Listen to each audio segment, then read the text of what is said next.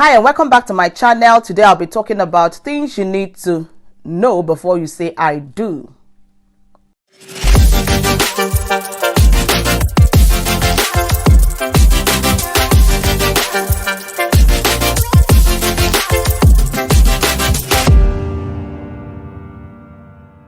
So, people study to become lawyers, doctors, nurse, an accountant, but nobody really study, read books, or attend seminars to become a wife nor a husband, or to even date right. Nobody, does that. People just go into a relationship blindly, and then we learn on the go.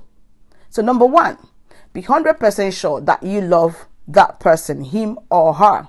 1 Corinthians chapter 13 verse 4 to 7 says, love is patient, love is kind, love does not envy, it does not boast, it is not proud, it does not dishonor others, it is not self-seeking, it does not easily angered, it keeps no record of wrongs, love does not delight in evil, but rejoices with the truth. It always protects, always trusts, always hopes, always preserves. Love never fails. So be sure that you love that guy, you love that lady, 100% sure before you go into saying I do. You don't want to marry Mr. I suppose he is right, or Mrs. I suppose she is right, just because you are caught up in the bridal excitement, or because it seems like the logical next step, or everyone around you is tying the knot. You just decide to jump into it without thinking, without making sure that that person is the right, person for you. So be sure he's the right guy, or she's the right lady that you want to spend the rest of your life together. Because what irritates you, about that guy, about that lady now, will later rub off on you. When you might have gotten married. If he's a total snob or she's a total snob, a night owl, and you are an early bird, don't kid yourself into thinking that she would change or he would change, once you are married.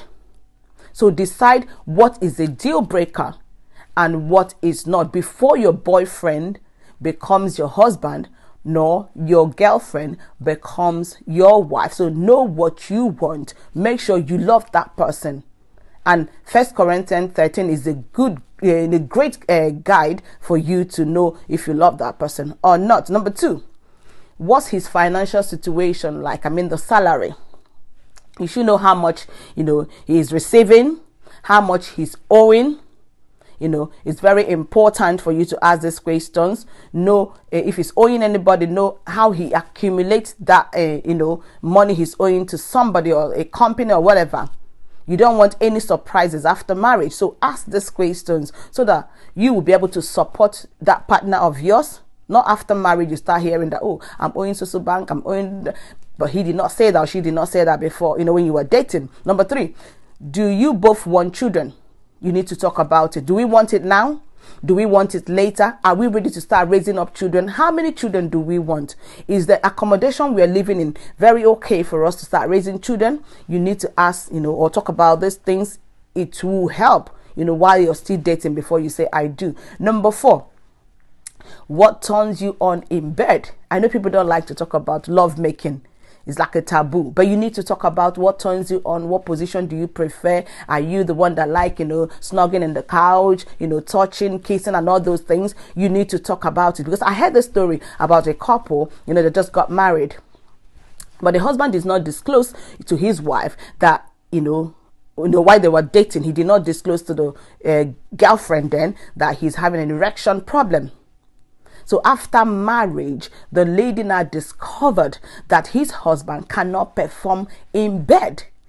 So you need to talk about these things. If, you are in this situation, you could, research, seek for help, go for medical help and all that to get, if you love that person, to get your man well again. But if you don't talk about it, like I said, that communication is a glue that holds any relationship together.